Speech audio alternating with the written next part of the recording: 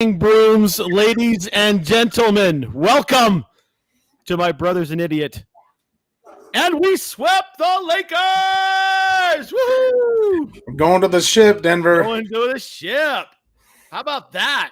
First time. Thank God it finally happened. I know. 47 years, man. Or is it 48? I don't remember. Long time. And finally slayed the demon, and we'll cover more about that in a little while. Yes. But welcome to My Brother's an Idiot. Yes, that podcast where we talk about sports, other stuff, and whatever else amuses us because it's fun. My name is Matt. I'm the king of the goons. We are a goon short. The idiot, Mark, the man we named the podcast after, is handling some stuff, so will not be able to join us. As always, our thoughts are with him and his family. Next to me, you see the wonderfully talented proprietor of Knox Nostalgic Collectibles. Yes, Tank holding it down in Extreme Southern Command. What is up? How's it going, everybody? Good week. Oh, man. and it's only going to get better. Only gonna get better. How excited are you? Oh man, I was losing my mind when that clock hit 0. I was so excited. So good. It's just magical performances. Yeah. For some, there should have been MVP and fastly becoming one of the better guards in the game. Mm-hmm. It's amazing what happens when he's healthy. That shooting performance was otherworldly. Yeah. Oh, hold on. I already fed him. Getting fed twice. Good for you. Hi, Sarah. Thanks says hi. Clearly not paying attention.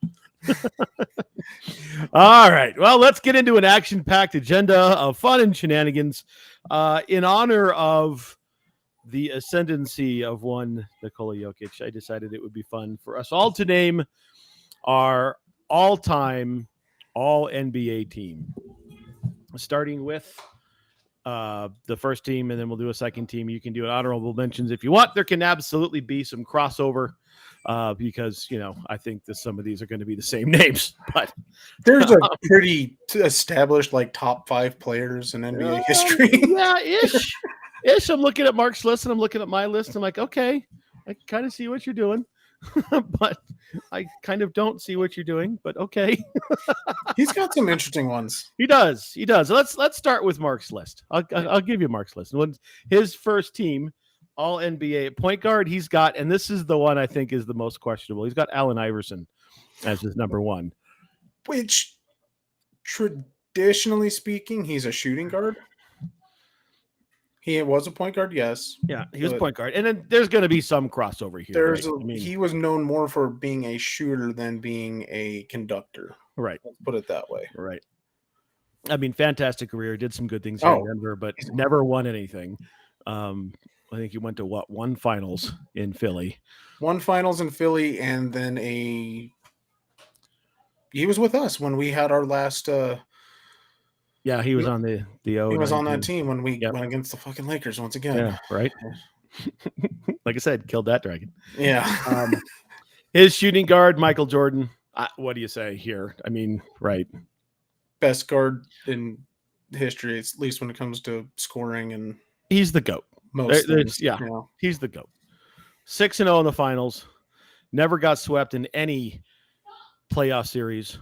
The list of his accolades is far too great to even go over. I mean, just offensively, defensively, leadership wise, and he's the GOAT, greatest of all time. There's only one player in the East that has him beat head to head, and he's my number 3 point guard. Oh yeah, all right. Mm-hmm. Think I know where you're going with that. All right. Small forward, Larry Bird. Larry Legend. Yep. An absolute coldest killer. White boy to ever play the game. Yeah. Killer in gym shorts. The man was just unbelievable. We told stories 2 weeks ago about how good that guy was, even at 50. Oh, yeah. when he wasn't trying, when he was trying to miss and repeatedly would hit shots anyway, just Right. because he couldn't purposely screw up somehow. Yep. I just saw it. Just happened to show up in one of my social feeds as I was scrolling yesterday. The play where there's like 5 seconds left, and they turned over the ball against Detroit, and Detroit, all they had to do is inbound the ball, and Larry stole the inbounds, kicked it over for an easy layup and an and one. Game over against the Pistons. So And good. he was just the biggest trash talker ever. Oh yeah. You guys got a white guy covering me? That's disrespectful, man. You know, and drops a 40 burger. It's like, come on. And called his shots. Told him what he was going to do every single time, and couldn't did stop him. Couldn't stop him. An unbelievable. I'm gonna dribble twice, fake to my left, and then I'm gonna hit a jumper. Right. All right. Power forward. This one's interesting too. He's got Kevin Garnett. One of the better ones. I will say that. In the conversation. Yeah. He doesn't make my top 3, but okay. Me either, but I'd say top 5 definitely. Yep. And then at center, this is also the homerist pick that ever homered. Yeah. and here's the thing: he's not right. No. Yet, but he picked Joker. We got another 10 years, and we'll figure that out. This is like real estate speculation. I think he's just getting on the bandwagon for him being the greatest of all time 10 years before it's all over, and just saying, yeah, he's going to be the guy. And he very well might. I mean, the way that his career is gone, the way it's going, he could. Yeah. The way he plays, it's unbelievable how, he doesn't leave the ground. He doesn't really take. No, he's got a 6-inch vertical. But... Yeah. He doesn't get, those athletic guys, right? They're always reliant on their athleticism. That leaves you. And at some point you're going to jump the wrong way and twist something and turn something or whatever. And that the way that he plays it, he just doesn't put himself in that position. Right. In that way, Joker's a lot like Larry was, where he doesn't have to be the most athletic man on the field. He just has to be the smartest one there. And that's the way he plays his game. He absolutely is the smartest guy on the field for sure. Or court, I guess. Sorry. Yeah. But close enough. We know what you're saying. Excuse the football. Right. We tend to slip into football stuff. All right. Tank, who's your point guard? Okay. If I'm going with my favorite point guard ever, it's Magic. I absolutely love Magic. The way that he commanded the court is what really drew me in. And he was just amazing at it. He was amazing at conducting what was happening on the court. He early, even as a rookie, he was good at it. Yeah. And what a crowd of savvy all-world talent he had around him, and to step in and control that, between Coop and Kareem and Worthy, and just be able to do what he did the way that he did it, even at a young age. To look that impressive on that stacked of a team. And they definitely helped. I understand that. Oh, sure. None of these guys are that good without a supporting cast. Yeah. Right? Magic is his name for a reason. He was that good. Yep. And also played all 5 positions. Yeah, I put him at point guard because that's that's where favorite. He is. Yeah, he's a point guard, but he spent some time at all positions. He played center. Some. Definitely, yes. All right. Who's your shooting guard? I mean, who else is it? First team, all world, all ever, all time, MJ. Right. Can't argue. Yeah. Not at all. Sorry, he's the best. Right. One of the best. Most people think the best basketball player to ever exist. So there you go. Can't fault him on that. Yep. Basketball Jesus. Gotta love it. Exactly. All right. Small forward. A small forward is my number 2 favorite basketball player ever, to be honest. We'll see if Joker climbs into that space because he's making his way up that list. The King James. Smart, dynamic, powerful, eventually learned how to shoot a little bit better. But There's no denying a guy that can go to how many consecutive finals? He's gone to 10. Yes, he's only won 4, but he's also gone against some of the most ridiculous teams ever put together in NBA history. And he still managed to win and still took a crap Cleveland team multiple times to the championship.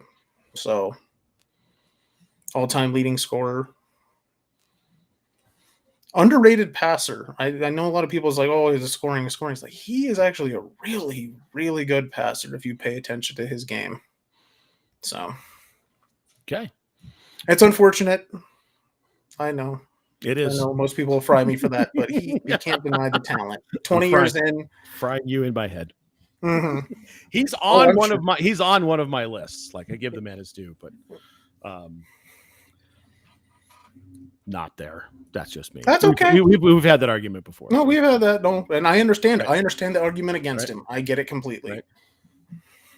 All right, your power forward. Oh, the big fundamental. Multiple-time champion. All-pro since he was a rookie, basically. All defensive forever. Tim Duncan. Mm-hmm. One of the best power forwards ever to play, obviously. I saw a thing where someone crunched a bunch of numbers, right? Mm-hmm. They went all analytics on it. I actually saw it yesterday. Mm-hmm. And they, basically rated the top 10 all time. Yeah. And according to this set of analytics, and they took everything, rebound stats, length of time, championships, all of that. And then Duncan was number 1. That makes sense in a lot of ways. He was one of the best basketball players ever and was great for a long damn time. Yep. Yeah, absolutely. Couldn't agree more. Your center? It is unfortunately not Joker. Sorry for the homers. I love Joker, but he's not there yet. This was very difficult, but I went with Kareem. To me, just how dynamic he was on the court, how athletic, just the overall skill that he had. It's hard to deny him. Mm-hmm. Up until this year, all-time leading scorer. Sure. And for 20 years, had a shot that was unstoppable. Oh, yeah. You could not defend this guy hook. Can't. Yeah. Couldn't do it. Nobody. Yep. Yeah. Nobody could defend it. He got to a spot, he was hitting that shot. That's all there was. Oh, yeah. Never hit a 3. Never needed to. Right. He's unstoppable. Right. He's unstoppable in the paint. Didn't need to. Right. He tried 3, I think. He's over his entire career. Yeah. Never did develop that outside shot. Weird that he was somehow the leading scorer of all time. Right. It gives you an idea of the dominance. Yeah. Man, right. And also an all-world human being. Oh, yeah. Yeah, seemingly one of really decent human also, which is awesome to see. For sure. All right. My list mirrors yours in a lot of ways, with the exception of small forward. I have Larry Bird instead of LeBron. Understandable. Right? Just can't not, right? So all right, let's go to the second team. Mark's second team at point guard. He's got Stephen Curry. Lights out shooter, can get to his shot, can create his own shot, gets other people involved. Sneaky quick, never explosive, but always seemed to be able to turn the corner and drive just about any time he wanted to. Yeah, once he got over that weak ankle issue. Yeah. I was never a huge fan of the shimmy and the mouth guard thing. But what about the look away 3? Oh, Jesus. Yeah. Yeah. I mean, the whole family's basketball royalty. I mean, Dell was a great shooter in his own right. And his brother's pretty good too. I mean, he's a player for a lot of years in this league. So, yeah. Good job. His shooting guard, Kobe. The Black Mamba. Can't argue with it. I get it. Yep. His small forward, LeBron. Power forward. Here's another interesting one. He's got Sir Charles Barkley. Okay. Yeah. Yeah. He was great. Just Yeah. unfortunately never really had a team Never around got him. never got a ring. Yeah.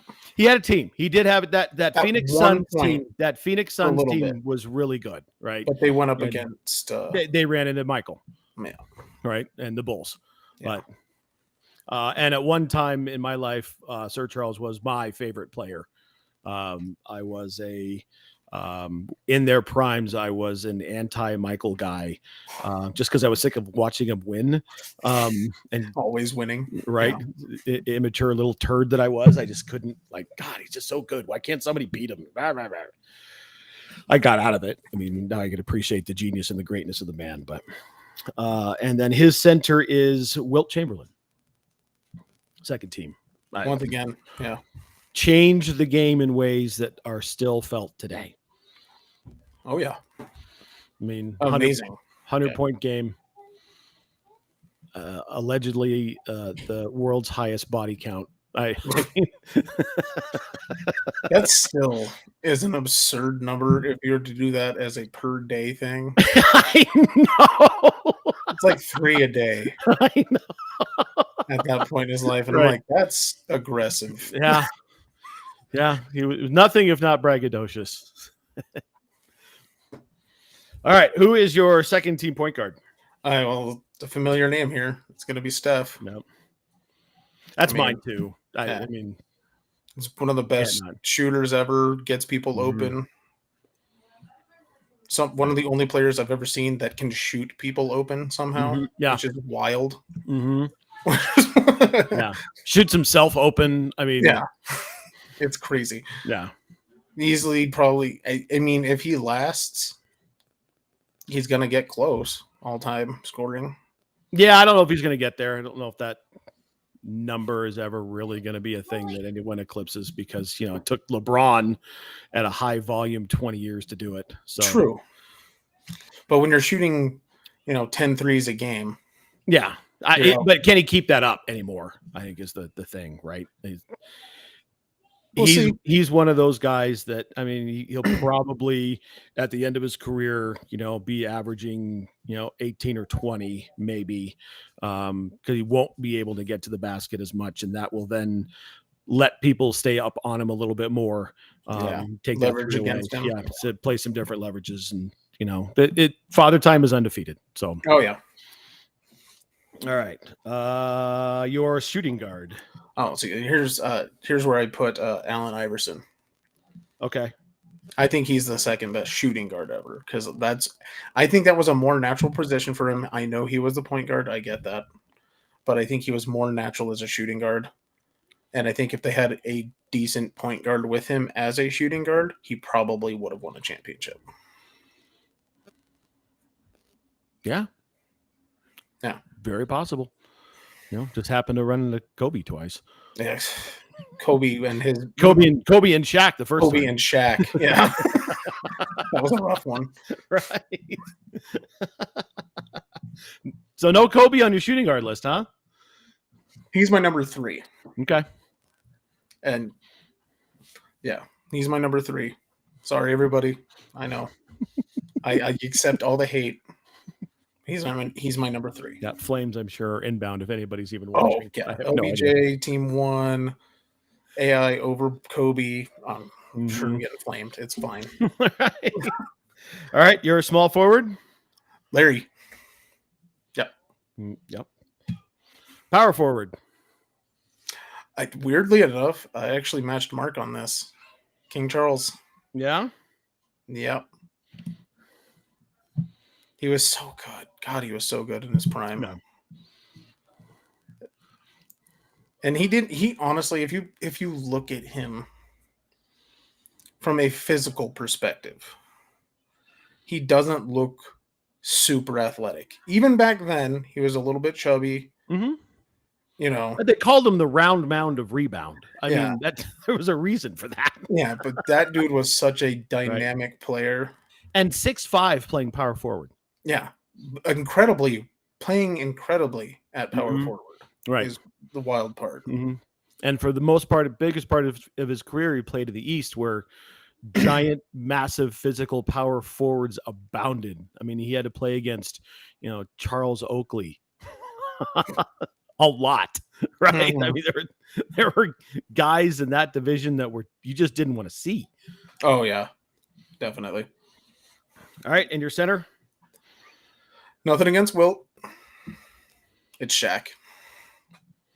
I was If wondering if someone was going to pick him somewhere. if he practiced the same way that the rest of these guys practiced, probably would have been the most dominant NBA player of all time. He just had the physical skills Right. and the surprising athleticism for a 300-pound man Yeah. to do Yeah. what he did. Yeah. Super athletic, incredibly physical player. Oh, yeah. Right. I mean, he was big enough to do it, I fought through so much. Mm-hmm. Just basically assaults on defense. I know. Well, I had considered Shaq Mhm. on all three because I also have some honorable mentions, but the lack of the ability to hit a free throw. Yeah, he was turning you into. I mean, they literally had a plan every time they played him as the game got close, just to foul him. Yeah, and it was well known. Everybody just called it Hack-a-Shack. They named the strategy after him. That was the defense they had for him. and the unfortunate thing was that he was so big. There was a lot of them that weren't called. Mm-hmm. But he could single-handedly get two of your guys to foul out of a game, right? Because he would just you had to have waves of guys. Yeah, you had to have multiple big men to get in his way. Mm-hmm. You just had to keep. You had to throw 18 fouls at him. Yeah, hope you had three guys that could do it, and he'd still score 20 points. Yeah, exactly. Wouldn't hit a free throw, still score 20 points. No, five for 15 from the line, but yeah. Put up 25 and 10. Yeah. All right, my list. I also have Steph at number 2. No surprise there. Kobe is my number 2 shooting guard. Again, the Mamba. I had forgotten this story about Kobe.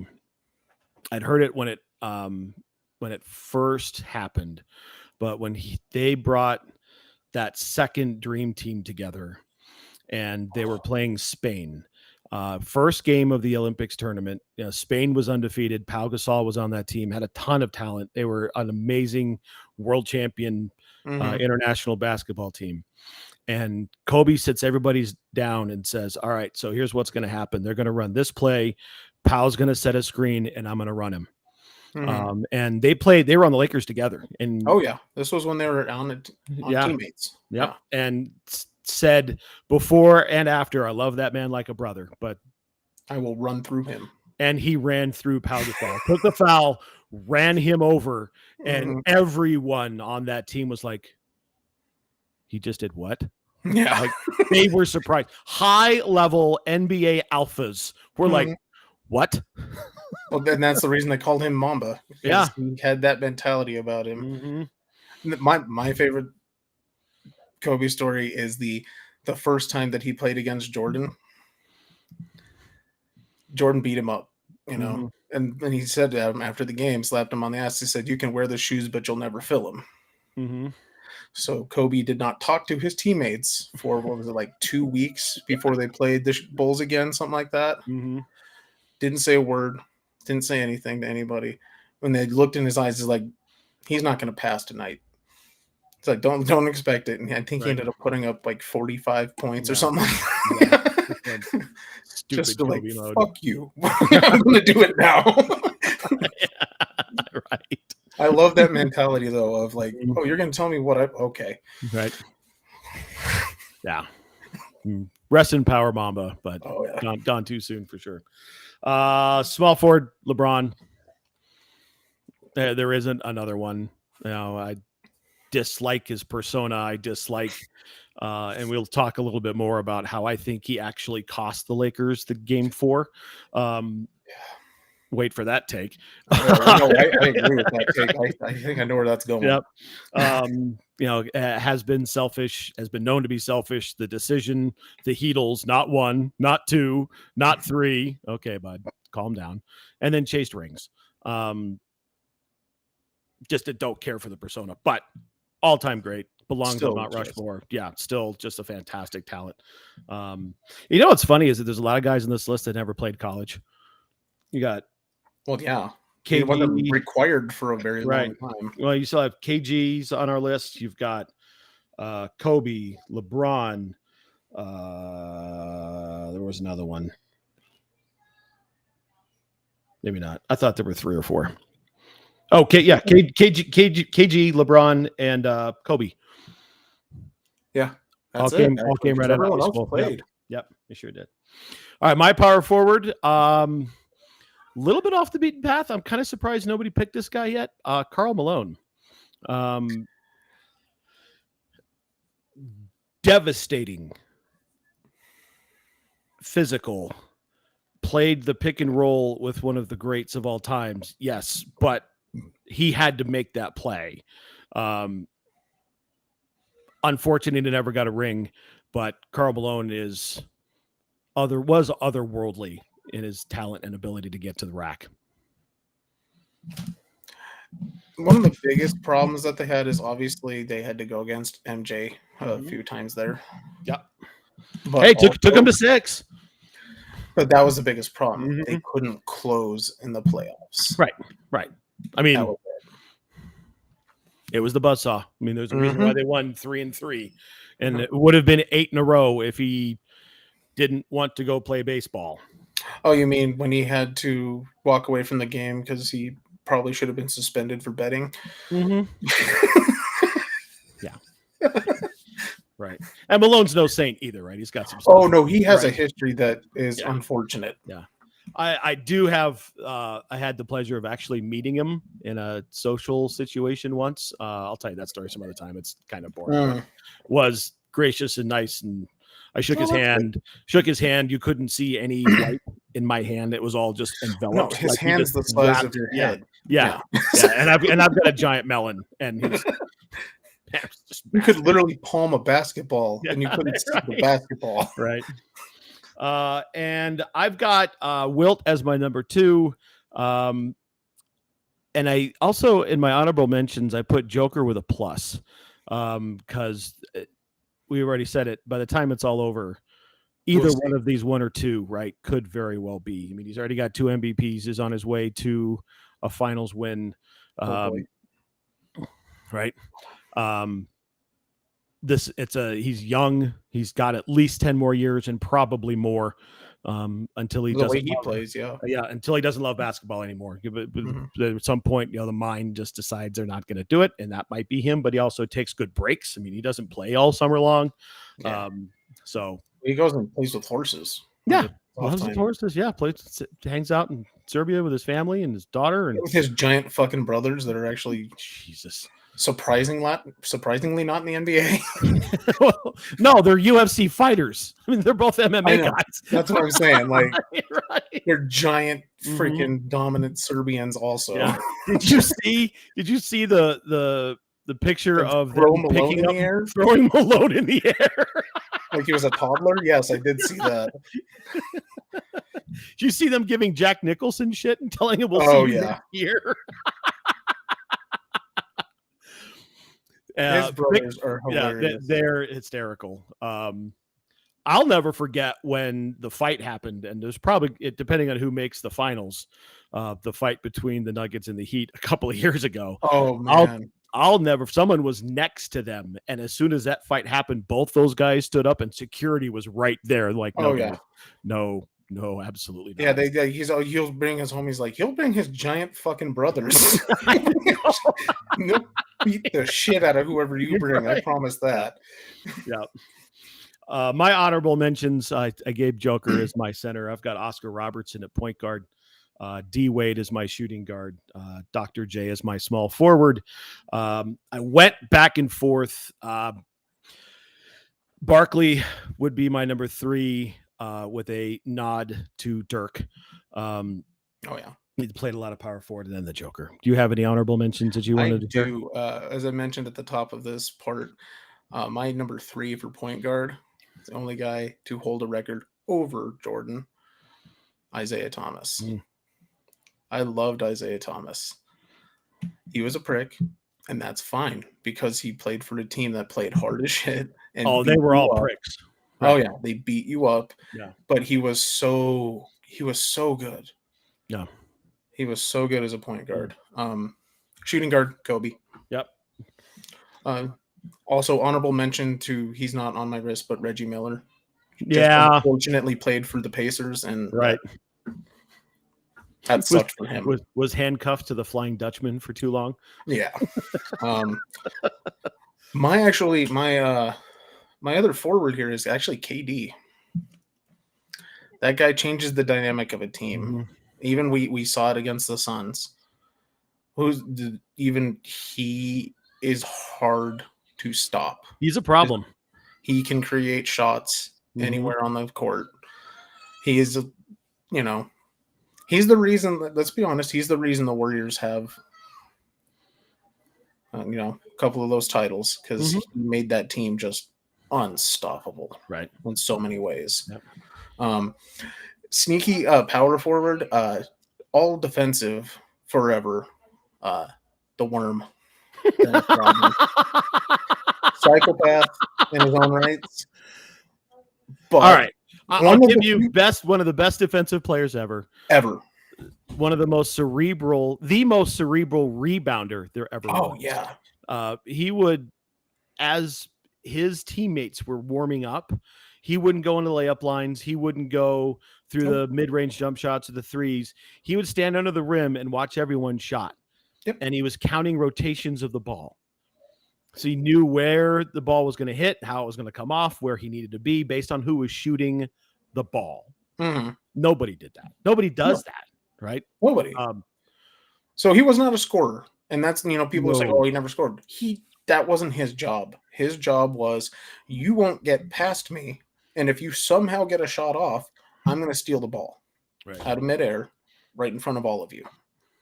And then I love that. And, a guy that would routinely disappear, apparently, to go to strip clubs and on trips, but still show up every single game, still go out there, get his, 10 to 20 rebounds, get you 10 points, couple blocks, and just dominated on the defensive side. Mm-hmm. Right. So I loved him. And then Wilt is my Wilt/Joker. Is that we'll see where Joker goes, and we know what Wilt did. Right. A lot of crossover here. Good job. Well, there's a certain group of players where it's like, yeah, they dominated. Right. We all had the only person we all had in common at the same place was Michael. That's because you can't deny what he did. Right. I mean, that was it. Everything else is different. You and I have, Magic. Mark and I have Bird as our top. So there's some crossover, and then the list kind of, they're all the same group. But they were all the same players, just in different positions, basically. All right. Well, there's 35 minutes in. Look at that. That was fun. Yeah. Good discussion. Yeah, it was good. All right.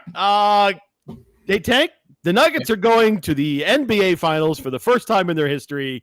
Finally. On the backs of a sweep of the double themselves, the Los Angeles Lakers. Yeah. Finally got over an 0-7 against the Lakers. Yes. God, just what a poetic way to go, right?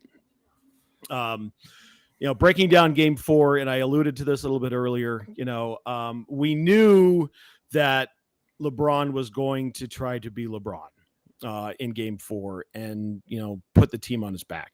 Here's where I think he cost the Lakers the game. At 38, you can't do that anymore in the playoffs. The Nuggets were physical with him. They guarded him full court at times, made him work on the defensive end, made him work on the offensive end. Yeah, he still had a half for the ages at his age or 15 years ago. But the problem was when he came out for the second half, he had nothing left. He was dead. Yeah. Yeah, absolutely dead. A few times you ever see LeBron just washed. Yeah. He was exhausted. Yeah. Had nothing left. And then Denver just kept doing Denver stuff and never got away from their game. Nope. Because everyone, oh god, the first half, everyone was like, "Oh, look at that! They finally." I'm like, I don't think you know what's about to happen. I don't think you know Right. because if anyone's paying attention to this game, you can see that LeBron's worn out, and they don't have a bench for LeBron. No. There is no one on their bench that can come in and even close No. to compensate for that. Right. I love the narratives, at different points of time in the series. They figured out Hachimura is a good matchup for Joker. Yeah, how'd that work out for you? And then Tristan Thompson. Oh yeah, Tristan's coming back. He'll be fine. He'll wear out Joker. Then the one I thought was absolutely hysterical.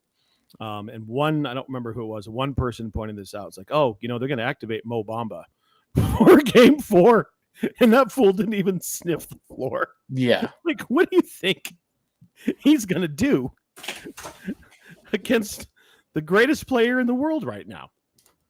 In our room, in the drawer. I thought that was yours. No, that's theirs. Sorry. That's all good. But yeah, that was ridiculous. Like, they're just learning how to defend against them. They're just learning how to. I saw that Game 2 and Game 3. It's like, they're figuring them out. They're figuring them out. I'm like, what the fuck are they figuring out? That they can't stop Joker? Right. That he's one of the most efficient players in the NBA, and he doesn't get worn out because he doesn't do any extra shit. Right. That was his game. Mm-hmm. And as a big man, leads the break.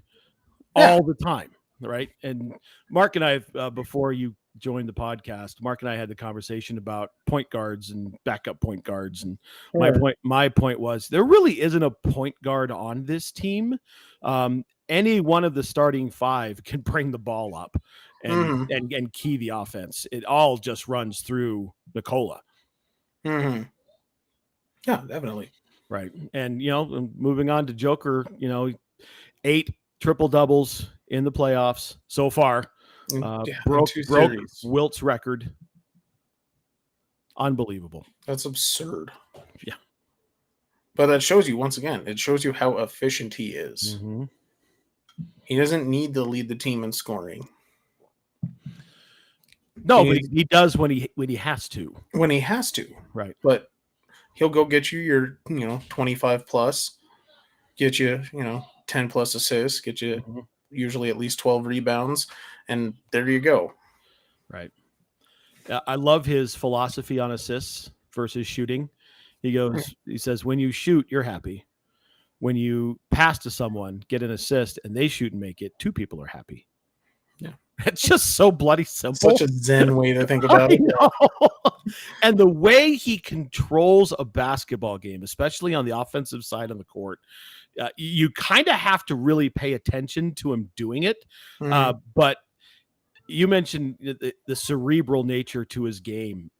He is a chess master among people playing checkers for a lot of times, especially, like I said, offensively, and just puts people where he wants them. And then everyone knows what the play is based on where he puts them. Coach Malone said at the end after Game 3 that one of the last few timeouts, Joker was making the call in the huddle. Makes sense. Yeah, he's unbelievably smart as a basketball player, unbelievably talented, and sneakily athletic, even though he doesn't have a whole lot of bend, but he can get by you. That shot, the last shot he hit in Game 4 was everything Nikola does. That shot he hit. The drive gets through 2 people, Euros, lays it up. It's just perfect. That shot he had over Anthony Davis in, what was that, Game 2? Mm-hmm. Where he's like, I did whatever I could to block it. He just, I couldn't. He shot it over me. Right. Right. That's like you're not wrong. Like, that was great defense, and he got by it anyway. Right. And the good thing about this team, Tank, is you don't necessarily have to have supernova outputs from your 2 stars. You're going to get what you're going to get, and maybe one of them is going to score more than the other one, but there's always somebody else, whether it's Bruce Brown chipping in 22 or AG last night going for 24. Something like that, yeah. Yeah. And a lot of people had been hammering a little bit on AG because he had been quiet, at least as far as scoring goes, but defensively and rebounding, AG is playing a role that is critical to the success of this team. Oh yeah, Aaron Gordon is easily one of the best pickups. Orlando stupid for getting rid of him, but I don't know. Maybe it wouldn't be the same player in Orlando that he is here. Right. So, right. And talking about performances, just an all-world performance by Murray. That series. 50, 40, and 90 shooting percentages. That's psychotic. I know. That is ridiculous shooting efficiency. Just ridiculous. So good. The only player to ever do that to this point in time. Right. Through a series. And he looked every bit of it. He dominated when he needed to. And that's the Murray we all knew was there. And he is just showing out at this point. That's the Murray that we saw in 2020. That's the Murray we knew we were going to get as he was building his career. Culminated in the bubble. They glossed him, bubble Jamal. Now it's just playoff Jamal because when he gets in the playoffs, he's damn near unstoppable. He's finally all the way back. And just. Mark said it. I don't know if you're in that group chat or not, but Mark said it. There was when he was just going flat nuts in the first half in game 3. Yeah.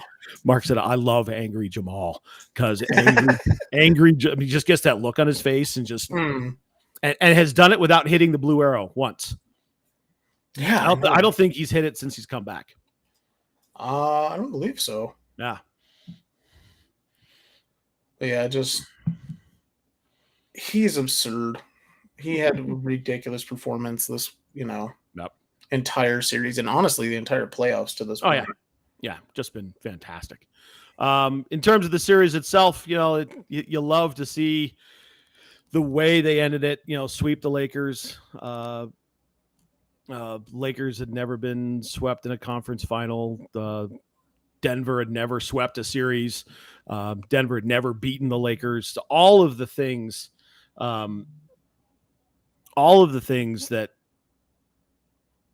as Nuggets fans we had seen over the years, just every single one of the nightmares have been. What just happened? I just got a message. Oh God, Florida scored with 10 seconds left. They're going to win game 4. Uh-oh. Wow. All right, we'll talk about that in a minute. But it was really the tale of two teams, Frank. It was, the best team in the West against the number 7 team, and it went the way it should have gone. That's the way it should look. I'm looking at you, Boston. That's the way it should look. Also, I want to call out KCP as just an absolute agitator. Right. Lakers never should have dropped him, and he just proved why. Yep. He doesn't have to score you a bunch of points. Doesn't even have to get you a bunch of rebounds. He just has to piss the other team off. Yeah, and hit a couple of shots. That's all you got to do. Get you 10 points. That's it. Get you 10 points, get you a couple of rebounds, get you a couple of assists, maybe a block or 2. Yep, play some really good defense. And just get in your face. Get into somebody's chili. Oh, yeah, all day long. We're also seeing, I think, Tank, finally the world recognizing the ascendancy of Nikola Jokic. Oh. The Joker is finally getting his due, I think, nationally and around the world. Because yet nobody's watched him. It's hard to. We can't even watch them sometimes, right? But a lot of that has to do with Comcast and not time zones. When they put them on at 8:30, no one in New York's going to watch that game. Oh, probably not. Right? No. Lisa Salters herself at the beginning of this series was on the Rich Eisen show and said, "I've never seen him play." Bitch, you were in the bubble. Like, Yeah. you watched it. You were there. So I don't. She didn't recognize it, I guess. Yeah, did you not see? Everybody else saw it. Good Lord, right? But no, yeah, he's finally getting the. Even though yes, he has 2 MVPs. People have been questioning those MVPs nonstop. Yep. And he didn't get it this year. It went to Embiid, and then we saw what Jokic apparently didn't even take that personally. No, apparently he was cool with it. Did you see his press conference after yeah. Game 4? He said, they asked him about his. They didn't even ask him about MVP. They asked him about social media. Yeah. Like, why doesn't he have any? It's like, I think it's mean. Like, I think it's mean when people say Embiid shouldn't have won. He should have won. He had a great season. He should have won MVP. Yeah. Don't be mean. Yeah, he's just being a nice guy. But people are recognizing, like, this dude has talent that there is a reason that he got MVP. Yep. There is a reason. Look how good he actually is. Look how dynamic, even though it doesn't seem that way, how dynamic of a passer he is, how much of a field general he is. You can't deny his ability now. Right. Which is causing a lot of people to roll back some shit talking. Yes. Somehow the Nuggets were the underdogs in this series, even though they were number 1. They were the odds 4th pick. Yeah. Odds on 4th to come out of the West when the playoffs started as the number 1. I mean, come on. Yeah. Apparently no one paid attention to that road schedule they had. Where they were, winning. Yeah. A lot. Right. They were just looking at the last 2 months. Oh, they're only winning half their games. Yeah. You know what? They're doing what they should be doing and not going balls out because they've got a 7-game lead. Yeah. They're not burning everyone down. Right. Not burning everybody out. Right. We would be remiss if we didn't spend a couple of minutes talking about LeBron and the Lakers. We've mentioned he's an all-world talent. The tone at the end of the series was, I would say, reflective and pensive from LeBron. I don't know necessarily that that's the time to ask him if he's coming back because, he just got the hell beat out of him. He was beat.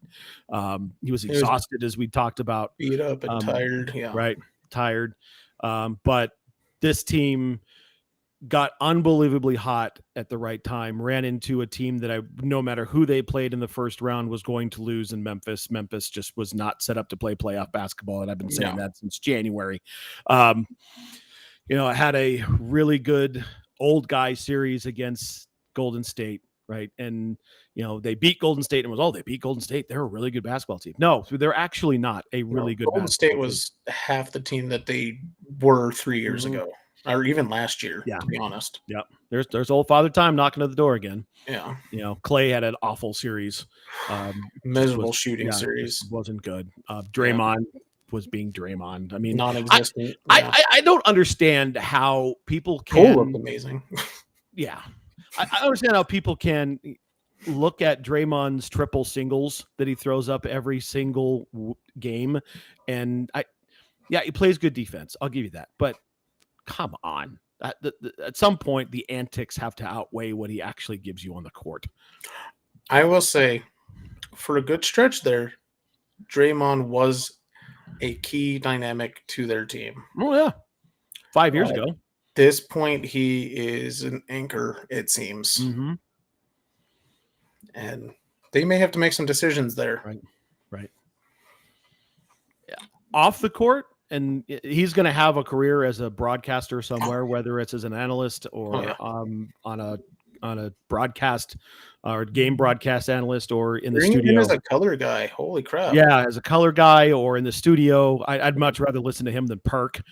He's actually well-balanced, smart guy, right? Super smart guy. Dumb shit to say all the time. Yeah. Yeah. And here's the other thing I found interesting before we move off the Lakers.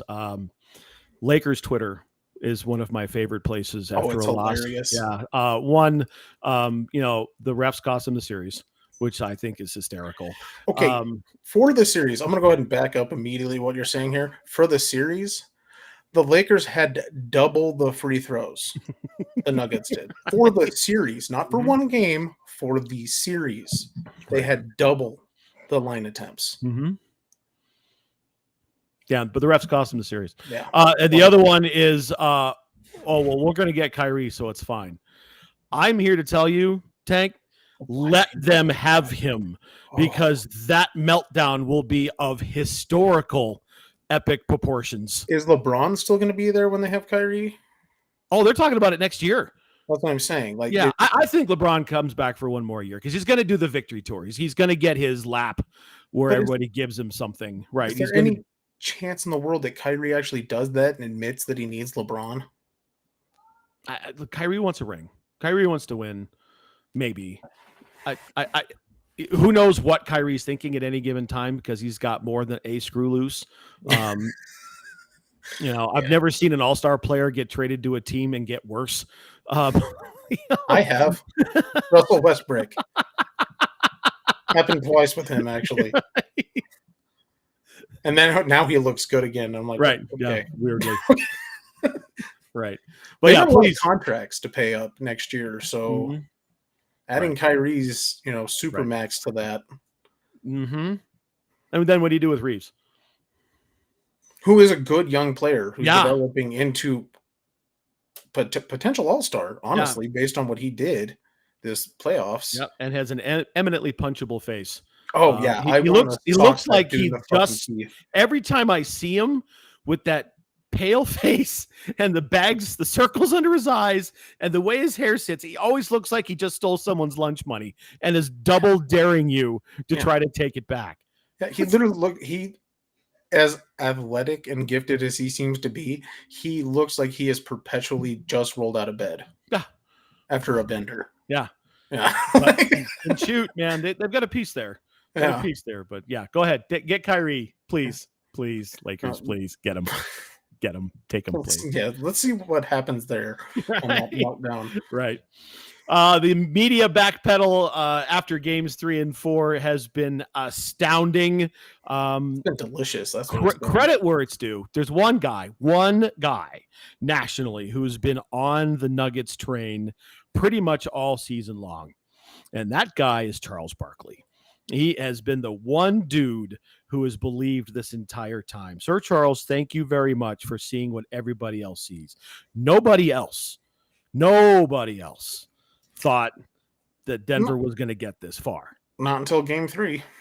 And even then, it was still, you heard like the Mo Bamba thing and the Tristan Thompson thing and, the begrudging tone of some of the stuff. Like Nick Wright said, credit where it's due. They've played well enough to get here. They deserve to be a 3-0. Bro. Shut up, dude. Yeah. No, God, this is the same guy. He has some takes that I agree with often. He has some good takes sometimes, but his take on the Nuggets in general was just trash. Yeah, and the anti-Joker stuff, right? Yeah, I mean, he's a whatever. And Stephen A's come on board finally, right? RJ's gone back and forth. He didn't believe in Denver going into the Lakers series, but he's on board. Perk, who cares? Like, whatever. I've not respected anything Perk said after the whole. He's only getting the MVP votes because he's a white guy. Comment. Right. I still try to figure out how a dude with no personality who made a career as a no talent goon, who basically scowled his way through Oklahoma City, managed to turn that into $1.5 million a year contract with ESPN. I can answer that question. Actually, he was part of the 2003 draft where everyone was supposed to be supposedly an all-star. When in reality, I think there's probably 6 players from that draft that were legitimate all-stars. Yeah. Yeah. But then it turns that into an analyst job. It's like, shut up. All right. Moving on to what might face the Nuggets coming up. The teams that are 0-3 are 149-0.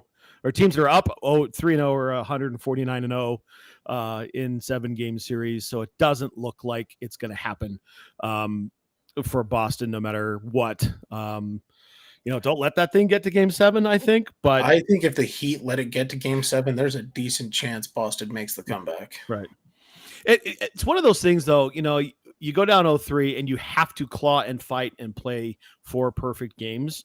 They got one, right? And they played amazingly, but Jimmy was also off his game for the entire first half. Jimmy wasn't great. The ex-Raptor, the old guy. I always want to not Kyrie. The other guard. God, he's old.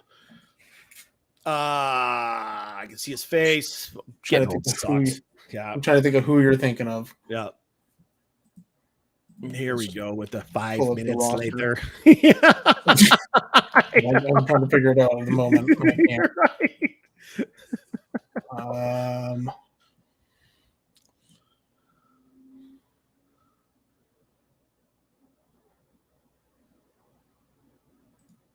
Who are you talking about? Who is it? Haslam. Is that your name out? No. Lowry. Yes, Lowry. Kyle Lowry. He had a bad game. Oladipo's been hurt.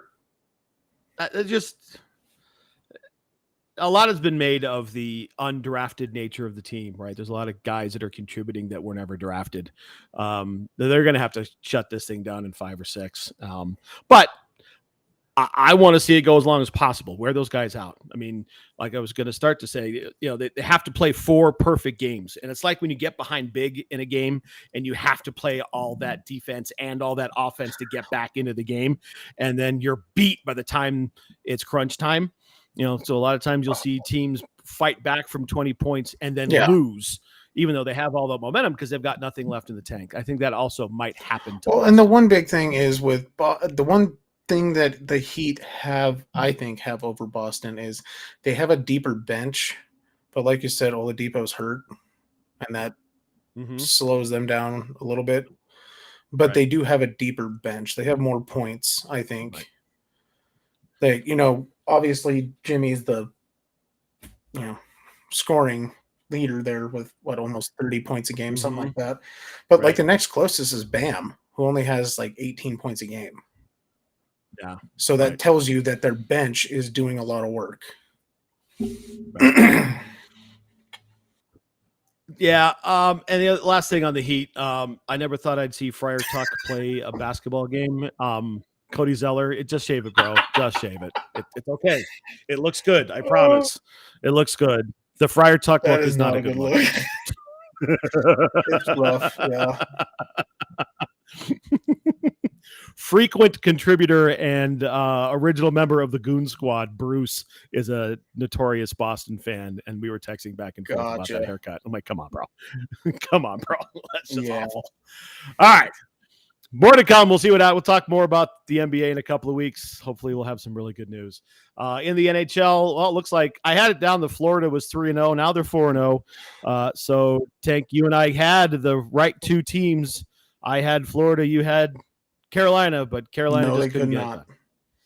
Which, hey, I'm okay with it. Doesn't hurt my feelings because I don't really care at this point who wins, but but good call on the Panthers. They're just a lot of fun to watch, right? I mean, they're a dynamic team. I will say that. From a surprising, honestly, a surprising place. You wouldn't think hockey in Florida would be a big thing. But they get the. I mean, they made, and they're like, they made the Stanley Cup Finals in '95. They're the second best team in Florida, which is, they're good. But that honestly, I'm trying to think if the Knights or the Stars. I think Florida might win it all. I don't know. Vegas is amazing. Yes. Good. Vegas is awfully good. I think they've got a better team in terms of overall talent. That's because they stole everybody's players. Well, We talked about that. Yeah, I know. Marchessault is great. Stone is good. Jack Eichel is Jack Eichel. They've got the goaltending that they've always wanted to have. Pete DeBoers is gone, which is why I'm really glad that Dallas looks like they're going to lose. Moving on to Dallas. Hey, did you see Jamie Benn trip and fall and try to stop himself from falling with his stick and then get suspended for 2 games? Did you see that? Because that's what he said he did. I tripped. Are you sure? I fell. Yeah, really? Didn't look like you tripped. Really? Okay. God. And I'm typical for a Pete DeBoer's team, right? I mean, the guy is, as a head coach, he has teams. When he coached Vegas and threw multiple goalies under the bus, the way he did Flower was just dirty. There's your captain, Dallas, who 1 didn't talk to the media after the game, after it happened, right? And then 2 comes out and says, well, I fell and tried to stop myself from falling with my stick. With the guy's neck under it, bro. Story. Right. And the Department of Player Safety dropped the ball again. 2 games. Granted, it's not going to matter because they're not going to get 2 more games. But the rest of the season 2 games wasn't enough. Yeah. It's not enough. I mean, you got to put a stop to some of this stuff. I'm not going to go and say he went full Bertuzzi, but he went half Bertuzzi. He really could have caused a serious injury there, and he's lucky that he didn't. Yeah, definitely. And from a personal perspective, I hate the Dallas Stars anyway. So seeing them lose will always make me happy. Yeah, that Mike Modano, Brett Hull team that beat Bork and the boys in 2000 when Bork hit the post in Game 6. Mm-hmm. Oh God, Jesus! They should have won 2 in a row. I won't forgive them after that. No, let Brett Hull just walk right through the crease. Whatever, it's fine. That's ridiculous. Let's move on to the Spiders Cup. Hey, Tank, there is not a single team in the National League currently below the line to be in contention for the Spiders Cup. Especially, personally being a Rockies fan, seeing them not be as awful. They are last in the West, but by a game to the Padres. But I'm happy to see them not under 400. Right. Because I didn't think that was going to happen this season. Right. I mean, it's still definitely could. But somehow they didn't. We're not even a third of the way since through they lost Marquez, so I don't know. Yeah, it doesn't make sense. I don't. Also, isn't Chris Bryant still out? So, he's playing again. That's right. Yeah, he's back. Yeah. Actually played pretty well yesterday. We were watching the game. So not a single team in the National League. The Nationals, the Reds, and the Rockies are all at 429. The Cardinals are a game ahead at 431. They're a game ahead in the win column at 421. That's why they have that little 0.02 advantage. Right. They're just a smidge. So there. In the American League, nobody in the East. You've got the Royals. Everyone in the East is actually playing over 500 still. Yeah. And when last we talked, everyone was at 500 above. It actually got better. The Blue Jays are at 520. The Red Sox are at 530. And Tampa Bay is just lighting the world on fire at 700. Yeah. Ridiculous. Yeah, but you've got the Royals and the soon-to-be Los Angeles or the Las Vegas Tropicanas or the Athletics. So they're going to go. They bought the land that the Trop sits on. So it's going to be right there on the corner of Tropicana and Las Vegas Boulevard. So if you're standing at, those of you who don't really know Vegas, or you do and don't remember because it's Vegas, if you're standing on the bridge between New York, and the MGM and looking south and look over to your left where the Tropicana is, it's going to be there and back. Hopefully the Oyo still stays there because I love that place. $1 blackjack and $5 craps plus Hooters. It's one of the best. Do you think they're actually going to change their name? Who? You No, think it's still going to be the Athletics? it's gonna. They'll be the. I'm really Athletics. hoping they change it to the Tropics, just because it'd be funny. The Trops, the Las Vegas Trops, because everybody and the Trop is a dive. It is probably the second worst hotel casino on the Strip, behind Circus. Only Like, hotel it's I've ever just- been to in Vegas. Circus. Yeah. Is the Circus? I was 5. Ugh, it is. Yeah. Yeah. It was fine then.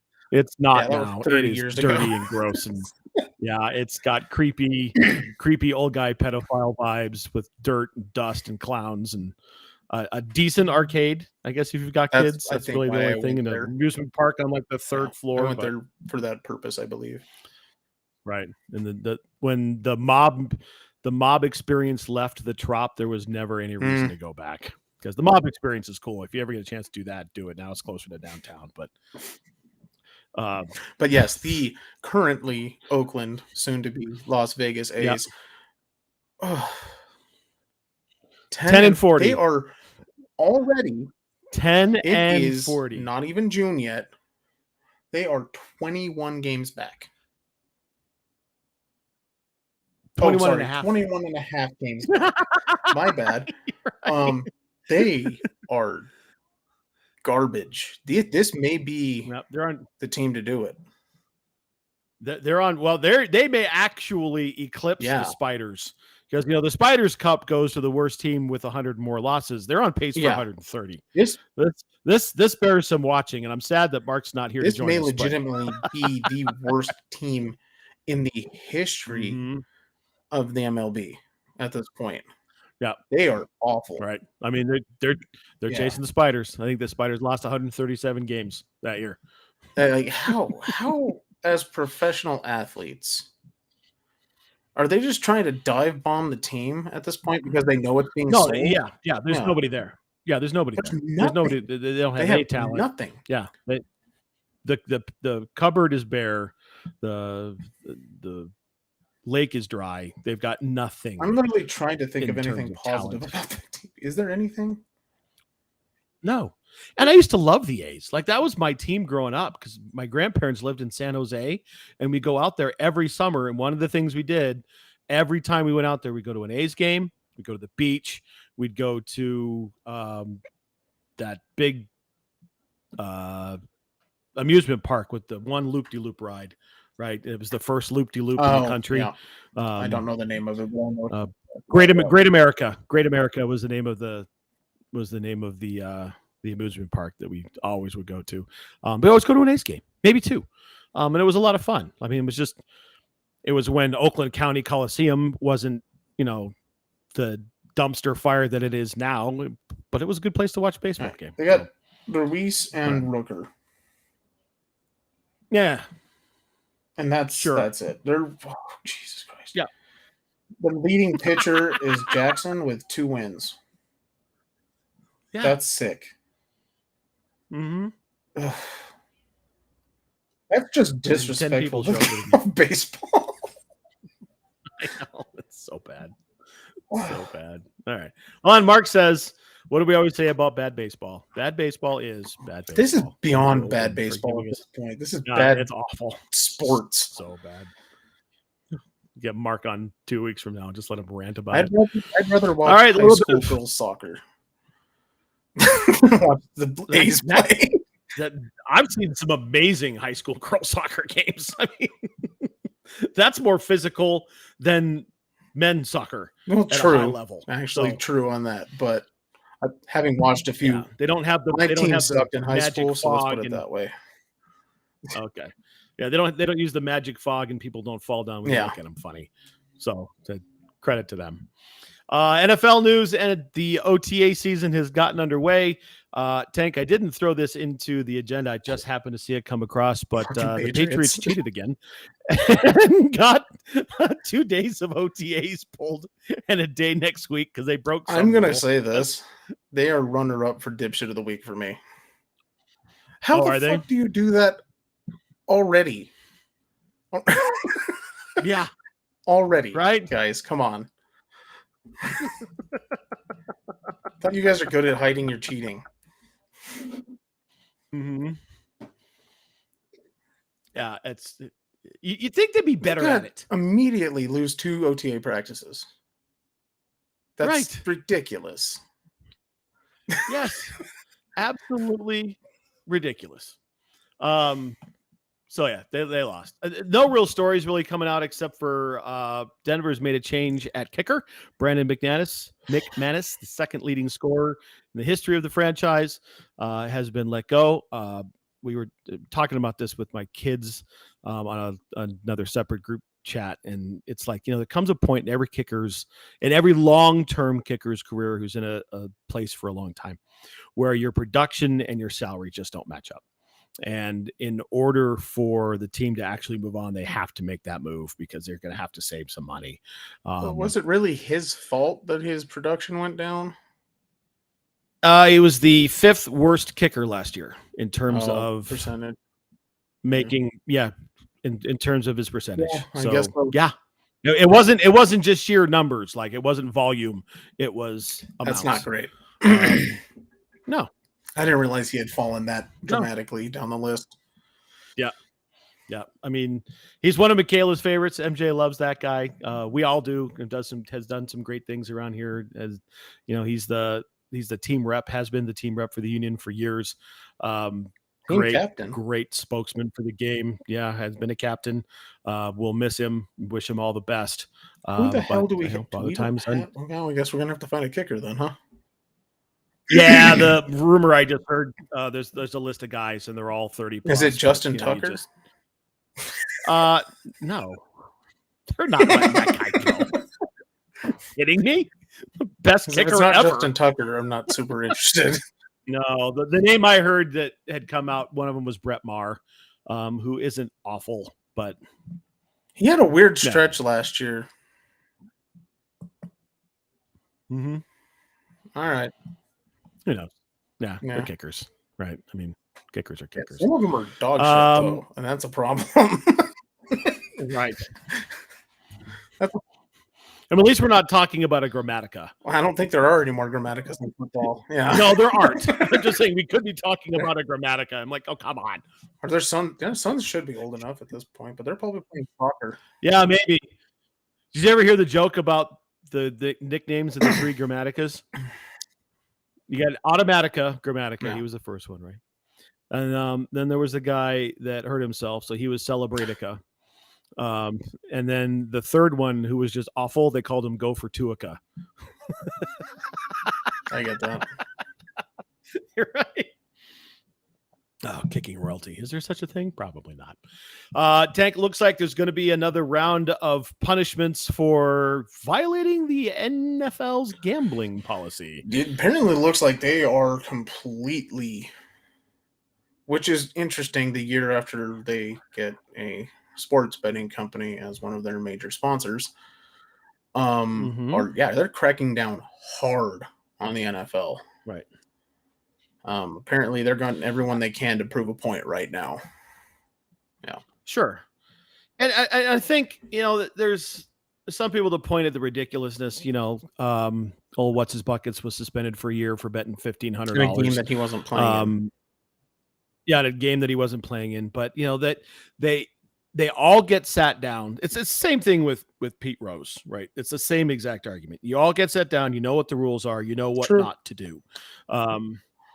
And when you do the thing that you're told not to do, and they tell you what they're going to do, when they catch you doing the thing they tell you not to do, you can't be surprised. You can't make the bet on team property. They know exactly where you are. I don't know if anybody knows betting about device, these things. GPS is your house, basically. Yeah, they know where you are.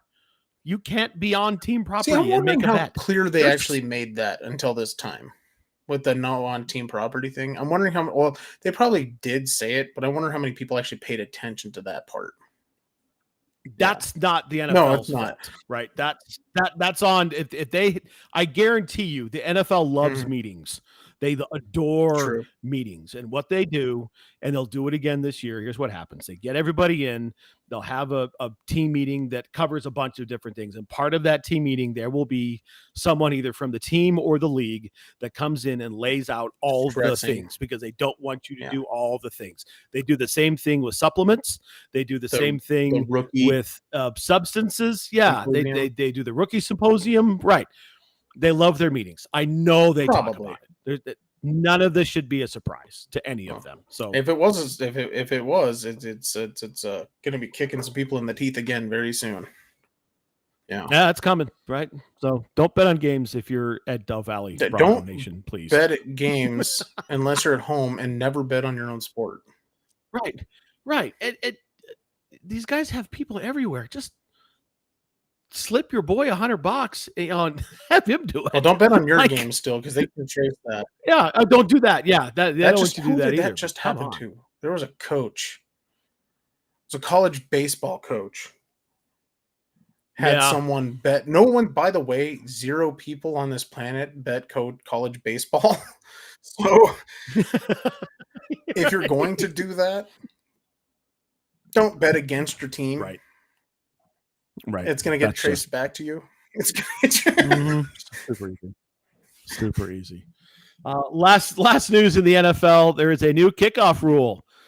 They are trying to get away from the pop-up kick that the Patriots popularized a few years back to try to pin teams deep. Now you can fair catch it, and it will be brought out to the 25 like it was a touchback. Tank, your reaction. Why are they trying to ruin football more? Here's the thing.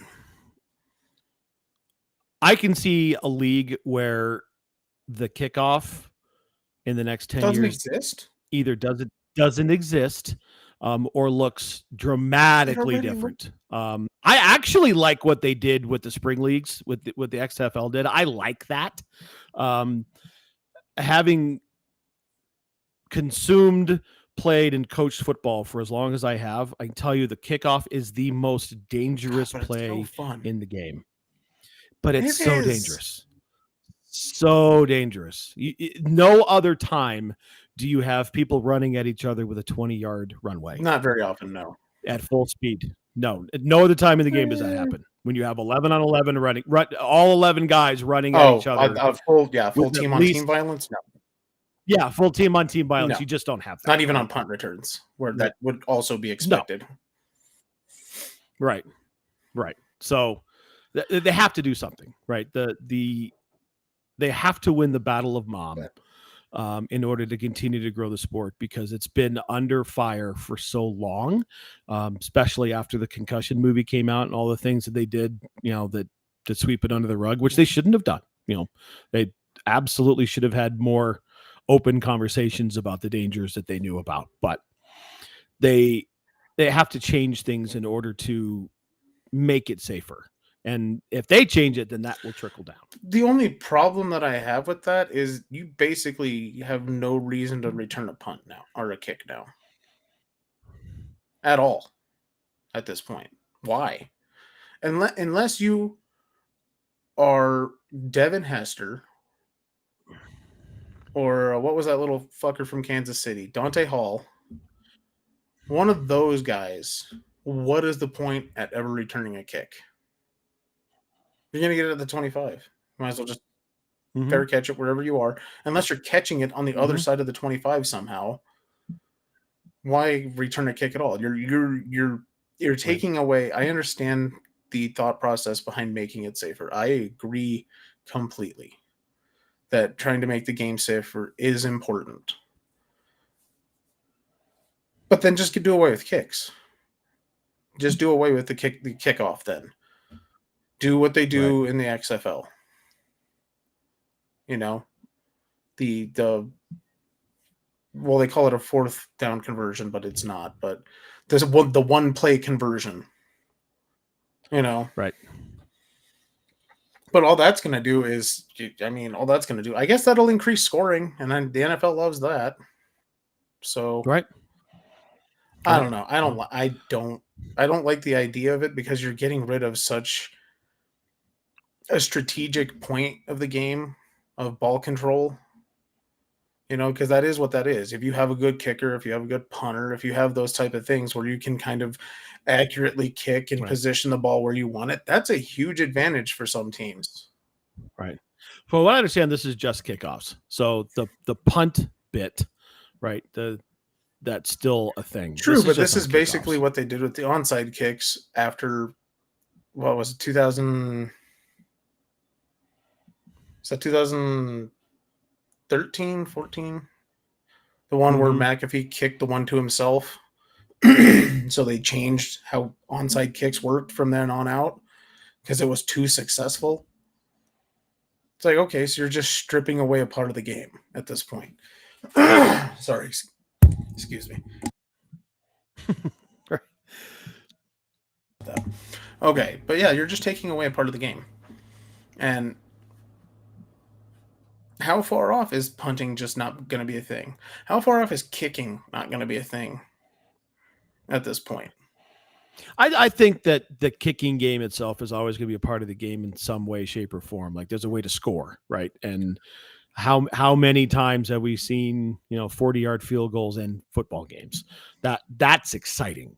Mm-hmm. That draws eyeballs. Um, you know, the difference between having to score a touchdown or having to get a field goal. I think that's always going to be there. I don't think they're going to touch punting. I don't think that's going to happen. Because it's not the same play. It's not all 11 guys all at the same time. True. Right. But you know what else is exciting? Kick return for touchdown on the first play of a game. Yeah. God, it's amazing when that happens. Right. Or opening the second half. We'll see what happens. It's going to be super interesting. I mean, are special team coaches just going to coach that, or do you have a dynamic guy who might be able to get you to the 30 or the 32 or the 40 consistently? Right. I mean, I'm trying to think of who led the league last year in return yards on kicks. Right. I don't know. Was it Agnew from Jacksonville? Yeah, it might have been. And I don't know if he averaged. I think he averaged like 29 yards or something like that, maybe. Okay. But that's the one guy in the league that does it. Right. The league adjusts. It always does. Right. Yeah. They'll figure it out. There'll be a way. But yeah, I don't know. We'll see. If it works, fine. I'd like to see something else replace that then. I'd like to see something interesting replace that idea. Because I'd rather have no kickoffs than if I catch this on the 10, I can just fair catch it. That's ridiculous. And I get to move forward 15 more yards just because. Right. I'd rather see some earned something there. I don't know. There you go. Sorry. All right. Last bit. Dipshit of the week. You already made reference to someone you already had in mind. But yeah, New England that's ridiculous. Right. LA's fan base is pretty close on that one too. But my dipshit of the week is John Morant again. Stupid motherfucker will not stop flashing his guns. Yeah. Just don't flash your gun. He's done it 4 times now, where he has I understand he was in his home, but you're doing it on social media. They fired a guy from the NFL for doing the same fucking thing last year. He's lucky he's John Morant, or he would be out. He would be gone. Let's be fair about this. The guy in the NFL who got fired, and we're talking about the Raider, Damon Arnett, right? He also was making death threats while holding his guns. So there's the idea on video. So the idea these two things are not the same. Well, they're not far off either, though. You're flashing a gun for a reason, right? You're not just showing off your gun. He's flashing guns. So I've seen both videos of Ja. Yeah. The one in Shotgun Willie's at 4:00 in the morning, which I'm still confused at how. Which he's still in pending court. No, not for that. No, he has no. Oh, that they got rid of that one. Yeah. Are they still waiting on the other strip club incident with the gun? I don't know. I have no idea. Because there was 2 of those. I know the one in Glendale. He's not going to be charged. Okay. They couldn't prove anything. And this one was I saw the video before I saw it, not before I got taken down, but someone capped it and posted. Oh yeah. It. So I saw it. He's in the the passenger seat of somebody's Jeep, and it's just he's just doing the same thing. He's just like vibing. So it's stupid. You're right. He's a dipshit. He's not, but he's also not. It's not threatening, which I think that Damon Arnett thing was. Well, no, he specifically called someone out as a death threat. Yes. Yeah. I mean, this is fucking fake gangster activity by John Morant, who, by the way, he was not a fucking gangster at any point in his life. He grew up in a fucking suburban neighborhood, went to a private school, never dealt with anything involving the streets at any point in time until apparently he got to the fucking Grizzlies. And all of a sudden, he grew up in fucking gangbanging in Little Rock, I guess. I don't know. I don't know. That's a good one, John Morant. I have an honorable mention, Brian Windhorst, ESPN. Just when I thought it could get any worse, the sweep's over. Even after games 1 and 2, people had some optimism, and game 3 was over. People had a little bit of optimism, but most of them were like, "Yeah, this is over." And people saying what they're going to say. Brian Windhorst goes on ESPN.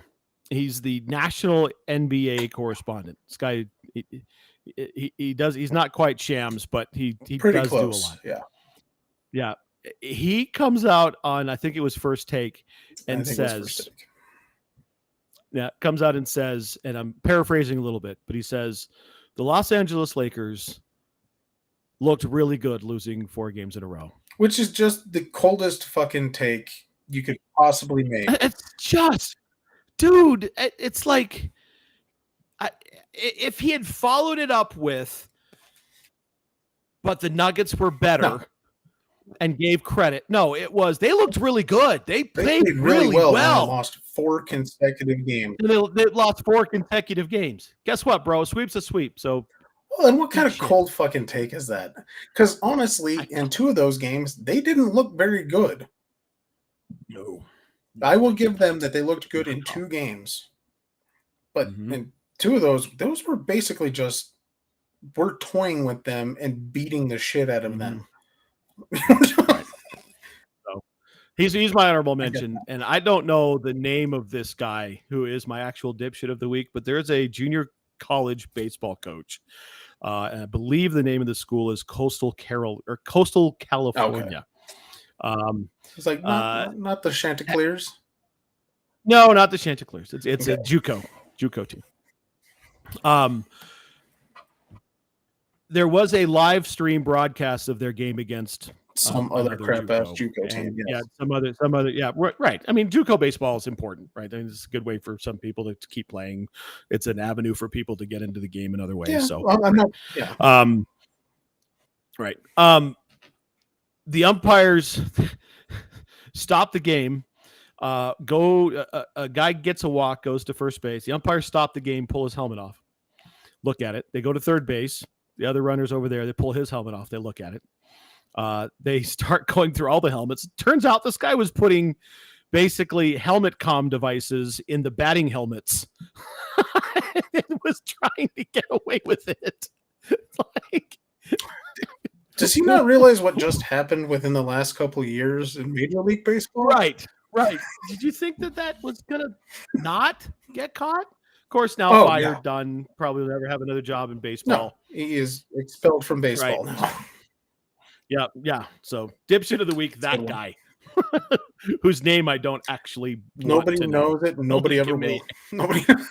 It'll be a knockoff Jeopardy question at some point in some weird online sports questionnaire game. At some point, like, who's this idiot? Nobody will know. Mm-hmm. No one will know. Well, just remember what you did, not who you were. Good job. Moron. Idiot. Moron. Yeah. Well, that's dipshit. There you go. That's right in line with that bet against the one team. That's why we. Yep, exactly. All right. Final thoughts. Talk about the things. Do the stuff. I'm fairly certain the Heat are going to close this out. I want to say it's going to be tomorrow. I don't see Boston doing anything here. I know they are probably the better team technically, but the Heat have been playing so well that I see them closing this out and see a big game out of Jimmy Buckets and Bam Adebayo, I think, and maybe some hero ball with Tyler Hero and Right. fuck yeah, Nuggets Yep. Fuck going to yeah, the Nuggets. ship. Yep. So excited. Right. All right. Where can they find you? Me at Knox Nostalgia Collectibles or Tank Knox on the socials. Find me here every other week. Find me at Nerds That Know on the opposite weeks. There you go. Awesome. Quick shout out to Gene Mingo. We'd love to have you on this podcast at some point. Just to talk. We love Always. you, Gene Mingo. Shout out to Mio T. We miss you and love you, Mio T. Next week, Tank. A week from today, Mio T finally retires. Really? Yep, he's retiring. Good next for Wednesday. him. Right. Right. We still haven't planned it out yet, but there will be shenanigans. Good for him. Some sort of shenanigans will happen. I don't know what kind of shape I'm going to be in Wednesday night. So heads up. Start pre-gaming. Yeah, right. It's been known to happen. As always, you can find My Brother's an Idiot on Facebook. Just search that. We'll get you in.